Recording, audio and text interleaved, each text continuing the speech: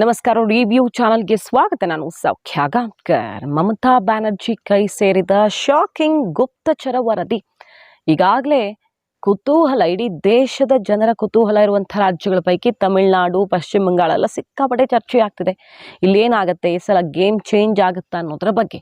ಇದರ ನಡುವೆ ಗುಪ್ತಚರ ಆಘಾತಕಾರಿ ಅಂಶ, ಪಶ್ಚಿಮ ಬಂಗಾಳ ಸಿಎಂ ಕೈ ಸೇರ್ತಾ ಬಹಿರಂಗವಾಗಿ ಈಗ ಮೋದಿಗೊಂದು ಭರ್ಜರಿ ಅಸ್ತ್ರ ಸಿಕ್ಕಿದೆ. ಪಶ್ಚಿಮ ಬಂಗಾಳದಲ್ಲಿ ರಾಜಕೀಯ ಬಿಸಿಯೇರಿರುವ ಹೊತ್ತಲ್ಲಿ ಏನದು ಹಾಗಾದ್ರೆ ಮಾಹಿತಿ ಮುಂದೆ ಇಡ್ತಾ ಇದೀವಿ. ಮಿಸ್ ಮಾಡಿದ್ರೆ ನಮ್ಮ ಚಾನಲ್ನ ಸಬ್ಸ್ಕ್ರೈಬ್ ಮಾಡಿ, ನಿಮ್ಮ ಅಭಿಪ್ರಾಯ ಕಮೆಂಟ್ ಮಾಡಿ ತಿಳಿಸಿ. ಎಸ್ ವೀಕ್ಷಕರೇ, ಈ ವರ್ಷ ಎಲ್ಲ ಪಶ್ಚಿಮ ಬಂಗಾಳದಲ್ಲಿ ಒಂದಲ್ಲ ಒಂದು ವಿಚಾರ ಸಿಕ್ಕಾಪಟ್ಟೆ ಗಮನ ಸೆಳೀತಾನೆ ಬಂದಿದೆ.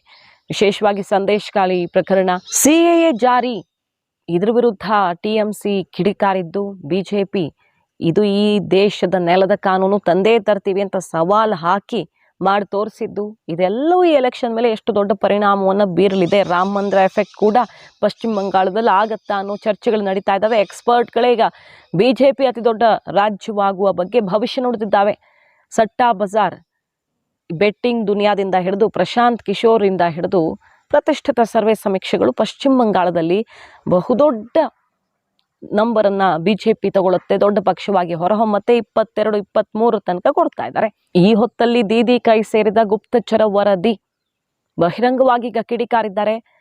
ಇಸ್ಕಾನ್ ಹಾಗೆ ರಾಮಕೃಷ್ಣ ಮಿಷನ್ ಜೊತೆಗೆ ಭಾರತ ಸೇವಾಶ್ರಮದ ವಿರುದ್ಧ ದೇಶದ ಜನರ ಕಷ್ಟಕ್ಕಾಗುವಂತಹ ಸಂಸ್ಥೆಗಳನ್ನು, ಇಂತಹ ಸೇವೆಯನ್ನು ಮಾಡ್ತಿರೋ, ಸಮಾಜ ಸೇವೆಯನ್ನು ಮಾಡ್ತಿರುವಂತಹ ಸಂಸ್ಥೆಗಳನ್ನು ಯಾವ ರೀತಿ ಟಾರ್ಗೆಟ್ ಮಾಡ್ತಿದ್ದಾರೆ.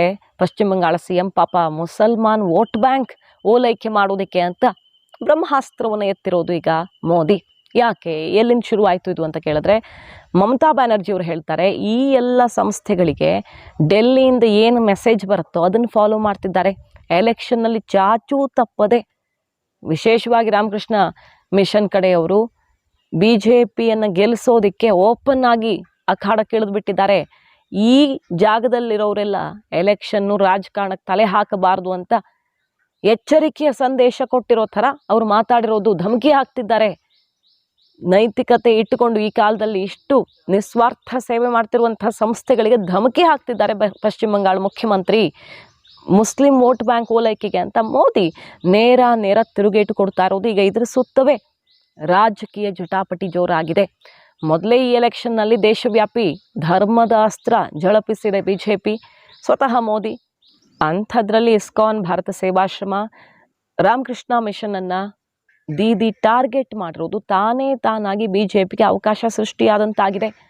ಒಂದು ಕಡೆ ಕಾಂಗ್ರೆಸ್ ಎಡಪಕ್ಷಗಳು ಟಿಎಂಸಿ ವಿರುದ್ಧ ಮುಗಿ ಬೀಳ್ತಿರುವಂಥ ರೀತಿ, ಅಲ್ಲಿ ಬಿಜೆಪಿ ಅನುಕೂಲ ಮಾಡಿಕೊಡುತ್ತಾ ಅನ್ನೋ ವಾತಾವರಣ.